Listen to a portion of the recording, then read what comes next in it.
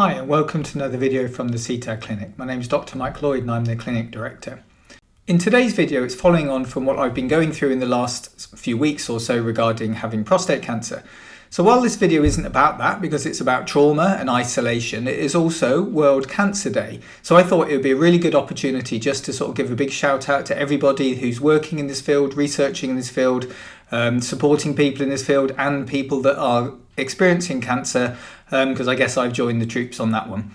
And it's a horrible thing to have, even if you don't really know that you've got it. It's just simply one of those things that is a word that just gets carried around, and it just feels like an awful thing to have. And for many people, obviously, this is an awful lot worse than what I've had to go through. And I just want to give a big shout out to everybody who's got any connections to cancer in any way, shape or form, and know that you've got all my best wishes, and do the best that you can with this. So the video is around trauma and isolation, and this is related really to what I've been going through. Now, I'm not traumatized in any way, shape or form. So I'm going to start by saying I don't have PTSD from what I've gone through. I'm not going to get PTSD from what I've gone through. I'm absolutely certain of that. I'm fine on an emotional level with everything that I've gone through. But there are a lot of people who aren't so lucky and who don't fare so well when they get a diagnosis of cancer or of any sort of major medical condition, certainly if it's life-threatening. And people do get PTSD, both from receiving diagnoses of life-threatening illnesses or going through something which threatens their life, or the procedures that are actually undertaken. The medical interventions can actually cause a great deal of trauma and suffering for people, even though they're trying to do as much good as possible. They can actually, not by design, simply a secondary effect can be very traumatizing. I've worked with people who have been traumatized through car accidents, not by the car accident, but by waking up in intensive care and having all the machines and all the sounds and all the stuff going on around them. And it can be a terrifying, terrifying experience. And the reason I wanted to mention this on World Cancer Day is because one of the things that has really helped me in the last month is all the wonderful messages of support from my friends and family and people on this channel. I've had hundreds and hundreds of messages of people wishing me well, giving me their thoughts and their prayers, and I've read each and every single one. They've all been appreciated, and they've really helped me feel like I'm not on my own with this. So even at 2 o'clock in the morning when I've been sat up on a hospital bed scrolling through my phone, reading the messages on this channel, it's put a huge smile on my face and just made me feel as if I'm part of something, and I've gotten so many people out there that are thinking of me and wishing me well. And on top of that, people have sent me really nice cards, and my family members and friends have sent me little gifts, and they've all been absolutely just adorable and wonderful. And people have also given me lots of advice from their own experience of cancer. And this has been massively helpful actually, because I didn't really understand why I wanted to share the stuff I did about prostate cancer, but it seemed important to do so. And actually, the effect of this has been fantastic and really unexpected.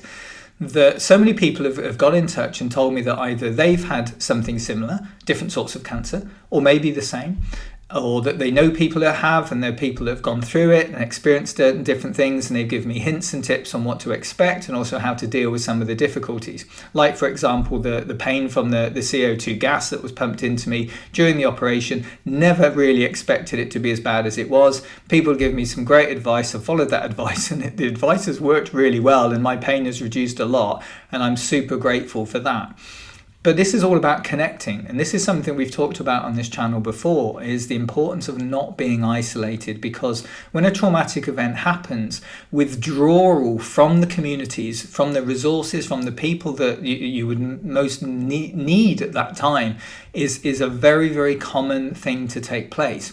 People often feel a lot of shame about how they feel. They might be distressed, they might be tearful, they might be frightened, certainly become avoidant of things. And that avoidance and that fear and that shame and that distress and all of those secondary features following on from any traumatic event often lead people to isolate themselves, to pull away, to not just avoid the triggers or the memories of the trauma, to avoid the people around, to not want to talk about it, to kind of deny that it's happened, to not share the various features that are taking place. And what I mean by that is the fear or the nightmares, the flashbacks, all of those sort of things get held on the inside and can actually create a sort of a bubble within which that person really suffers greatly. And people on the outside sometimes just don't know what's going on because it's just not apparent. A lot gets hidden, or the person physically isolates themselves, so they're not answering the phone, they're not sending messages, they're not communicating in the ways they normally do. They might not answer the door when someone knocks on it.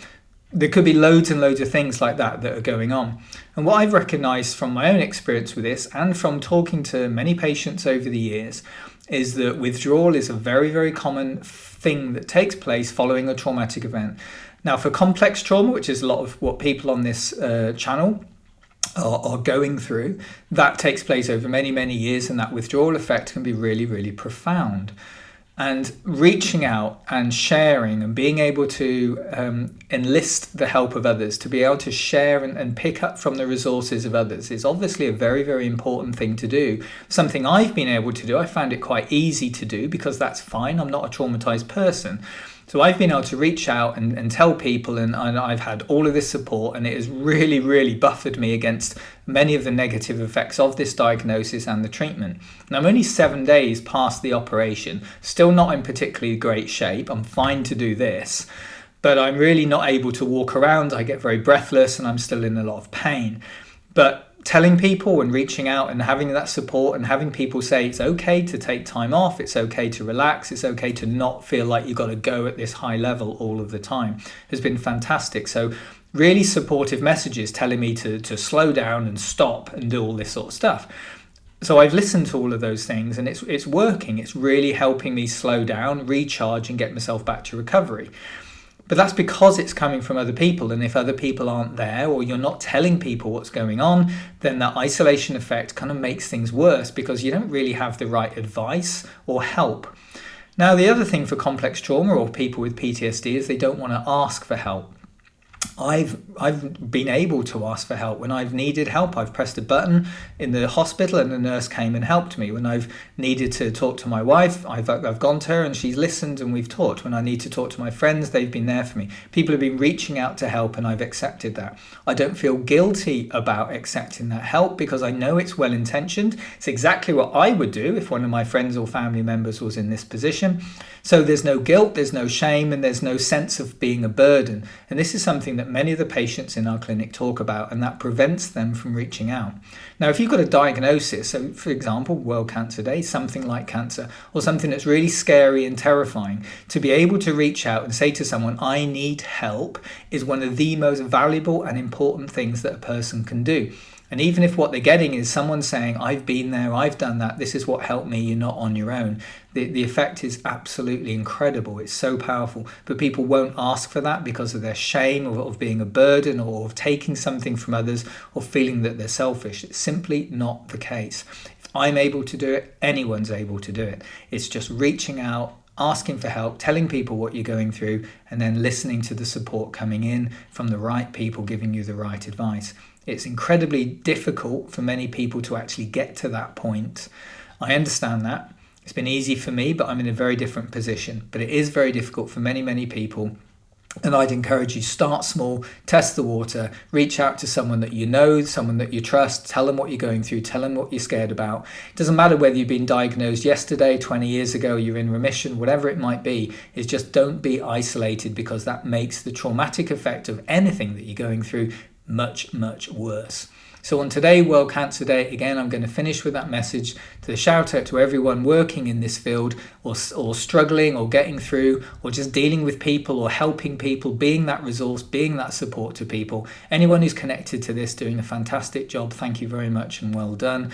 People that are struggling with trauma, struggling with that isolation, when you get the opportunity to reach out and you find that person who will listen to you, please do, because it can have a massive, massive effect. So I hope this ramble has been helpful. It's certainly therapeutic for me to do it. So thank you very much for listening for me, for my wandering through my own thoughts and feelings about this.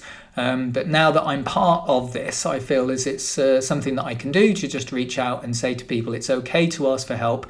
It's okay to listen and get some advice, and it's okay to follow that advice if it's correct and good. And every bit of it that I've received has been wonderful.